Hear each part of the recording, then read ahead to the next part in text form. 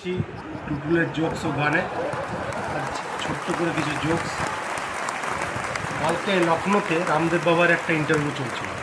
এক সাংবাদিক হঠাৎ করে জিজ্ঞেস করলো রামদেব বাবাকে, আচ্ছা গুরুজি, 2019-এ কি কালোধন ভারতে ফেরত আসবে? রামদেব সঙ্গে সঙ্গে জিজ্ঞেস করলো, তুমি কপালভারতী করো? বলছে না। করতে থাকো, কপালভারতী করো, এইসব বাজে প্রশ্ন তোমার মনে আসবে না। নীল আর্মস্ট্রং চাঁদে পা দিয়েছিল প্রথম। চাঁদে পা দিয়ে দেখে দুজন অলরেডি সেখানে হাজির। সেখানে দেখছে শ্রেয়শ্রী সেনগুপ্ত ক্যামেরাম্যানের সঙ্গে ইমন দে, বিবিপি আনন্দ। নীল আর্মস্ট্রংয়ের চেয়ে আগে পৌঁছে গেছে দুজন।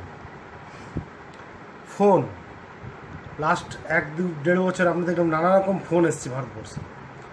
তো সেই ফোনগুলো বিশেষত্ব হচ্ছে 18 তারিখে গুজরাটের ভোট হেরে গেল বিজেপির কাছে বাকি দল।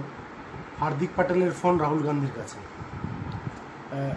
রাহুলজি, আমরা ভোটে আবার হেরে গেলাম। রাহুলজি বলছে, এটা তো আমার ধাতস্থ, তোরটা তুই বোঝ। তার কিছুদিন আগে ইউপির ভোট।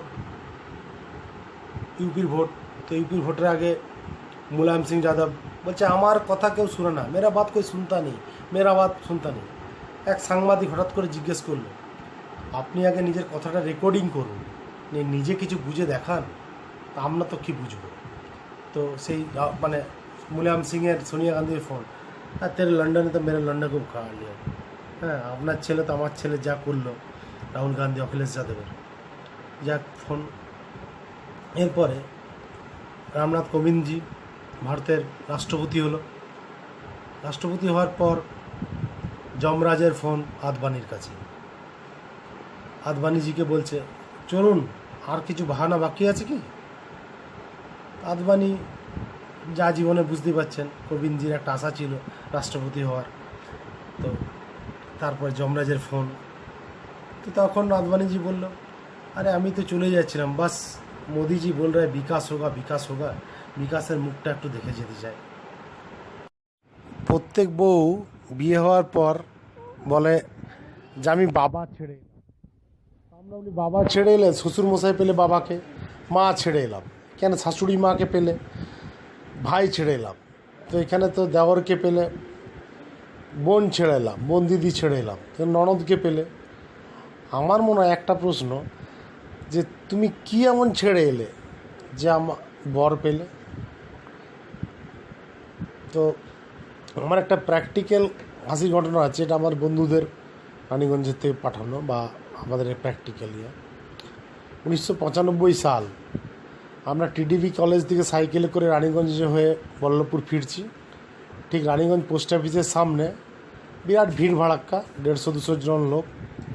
তো ভিড় ভাড়াক্কার মধ্যে আমরা শুনতে পাচ্ছি ভেতর থেকে একজন চেঁচাচ্ছে, বলছে, আসুন বেকারত্বের জ্বালা দূর করুন, মাত্র 30 টাকায় বেকারত্বের জ্বালা দূর করুন, সারা জীবন বসে বসে খান। আমরা ঠিক 95 সালে গ্র্যাজুয়েশন করে তখন বেরোইছি, 2 টাকা করে ফর্ম ফিল আপ করে সব এমপ্লয়মেন্ট এক্সচেঞ্জ বা চাকরি বাকরি ব্যবস্থা করছি। শুনে খুব ভালো লাগলো, 30 টাকায় সারা জীবন বসে খান, 30 টাকায় সারা জীবন বসে খান। ব্যাপক ভিড়, 150-200 লোক রাস্তার উপরে। আমরা 3-4 জন বন্ধু ছিলাম, আমি আমার বন্ধুরা সব ভিতরে যেয়ে দেখলাম, আস্তে আস্তে সরিয়ে দেখছি একটা মেজিয়ার থেকে আসা লোক কতগুলো পিঁড়ে বিক্রি করছে, কাঠের পিঁড়ে বিক্রি করছে 30 টাকা করে পিস।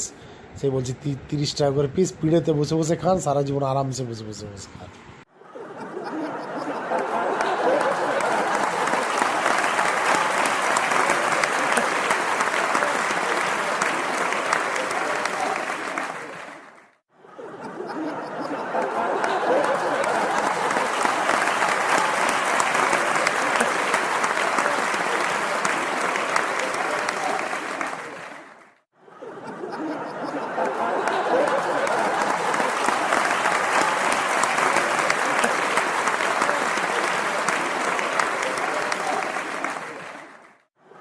আমাদের প্র্যাকটিক্যাল 1995 সাল। আমরা এরোপ্লেন যাওয়ার সময় দেখছে, পাইলটরা সব দেখছে যে প্লেনটা যেতে যেতে পেছন দিকটা খুব নড়চড় করছে।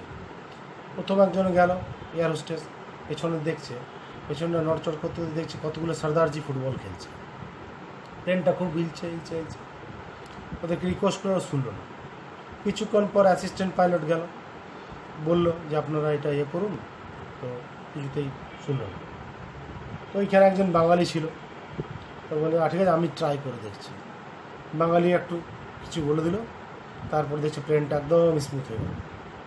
সবাই জিজ্ঞেস করলো, পাইলট থেকে আর ক্রু মেম্বাররা সবাই, যে আপনি কী বললেন ওদের পেছনে সর্দারদের ফুটবল খেলছিল যে ঢুকছিল, প্লেনটা ক্র্যাশ হওয়ার চান্স ছিল। তো বলছে শুধু আমি ওদেরকে যে বললাম তোমরা ফুটবল খেলার আছো খেলো, কিন্তু একটু বাইরে খেলো, বড় জায়গা পাবে। তো প্লেনটা তো এইটা আমার সর্দারজি নিয়েও আছে। আর কার্তিকদা নিয়ে প্রচুর ঘটনা আছে।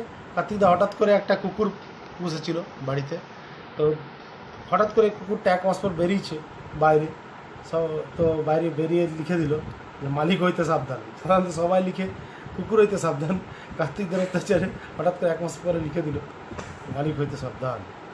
তো থ্যাংক ইউ, ধন্যবাদ, আজকের মতন নমস্কার।